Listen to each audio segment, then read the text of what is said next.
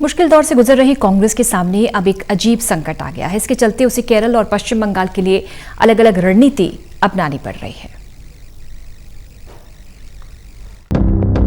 देश की सबसे पुरानी पार्टी कांग्रेस अपने सबसे खराब दौर से गुजर रही है। हालांकि 2014 के बाद शुरू हुआ बुरा दौर बदलने लगा है और कई राज्यों में उसने सरकार भी बनाई और उसके लिए अपने धुर विरोधियों को भी साथ लेने में परहेज नहीं कर रही। लेकिन कांग्रेस के लिए इससे खासी मुश्किलें भी आ रही हैं। दरअसल 5 राज्यों के विधानसभा चुनाव में कांग्रेस को वाम दलों को ध्यान में रखते हुए प्रचार की अलग अलग रणनीति बनानी पड़ रही है। केरल में सत्ता वापसी को बेचैन कांग्रेस को वाम दलों पर निशाना साधना ही पड़ रहा है, जबकि बंगाल में वाम दलों को साथ लेकर चुनाव में अपनी प्रतिष्ठा बचाने की कोशिश कर रही है। क्योंकि कांग्रेस को केंद्र में लंबे समय से वाम दलों का साथ मिलता रहा है, यही कारण है कि केरल में कांग्रेस नेता सीधे तौर पर वाम दलों पर निशाना साधने से बच रहे हैं। वहां कांग्रेस सकारात्मक चुनावी रणनीति अपनाएगी और अपनी सरकार के कामकाज के आधार पर वोट मांगेगी।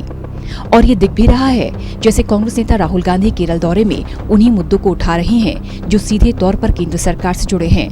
वहीं पश्चिम बंगाल में वाम दलों के साथ ही चुनाव लड़ रही है। इस पर पश्चिम बंगाल के प्रभारी जतन प्रसाद का कहना है कि राज्य इकाई और वहां के नेताओं की मांग के बाद ही पार्टी अगुवाई ने राज्य में वाम दलों के साथ चुनाव लड़ने का फैसला लिया है। दरअसल कांग्रेस के लिए दोनों राज्यों में राजनीतिक परिस्थितियां अलग अलग हैं।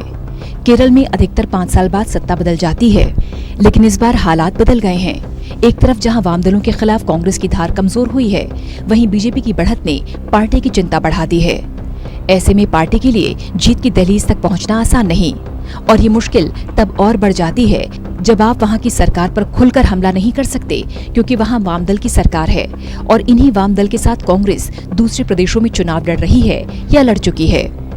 कांग्रेस के वरिष्ठ नेता के मुताबिक हम पश्चिम बंगाल और असम में वाम दलों के साथ मिलकर चुनाव लड़ रहे हैं। बिहार विधानसभा चुनाव में भी वाम दल गठबंधन का हिस्सा थे।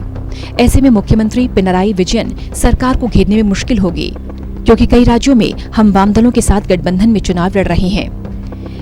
वैसे ऐसा नहीं है कि कोई पहली बार है जब कांग्रेस के सामने ऐसे हालात बने हों। इससे पहले 2016 में पश्चिम बंगाल में वाम दलों के साथ मिलकर चुनाव लड़े थे। उस वक्त भी पश्चिम बंगाल और केरल के चुनाव साथ हुए, इसलिए ज्यादा सवाल नहीं उठे। पर पिछले 5 साल में केरल के बाहर कांग्रेस और वाम दलों में तालमेल बढ़ा। ऐसे में बीजेपी पूरी शिद्दत के साथ इस मुद्दे को उठाएगी और यही कांग्रेस के लिए मुश्किल बढ़ाने वाला है। दरअसल ऐसा नहीं हो सकता कि पश्चिम बंगाल और असम में कांग्रेस वाम दलों की तारीफ करें और केरल में इनकी आलोचना। ये सही है कि मुख्यमंत्री विजयन सरकार के खिलाफ कई मुद्दे हैं। पार्टी चुनाव प्रचार में उन मुद्दों को उठाएगी, पर उसका कितना असर होगा, इसका आकलन चुनाव में होगा। बता दें कि 2016 विधानसभा चुनाव में टीएमसी 211, कांग्रेस 44, सीपीएम 26, बीजेपी 3 और एआईएफबी ने 2 सीटों पर जीत हासिल की थी। इसके अलावा अन्य ने 8 सीटों पर जीत दर्ज की। Special desk, total news.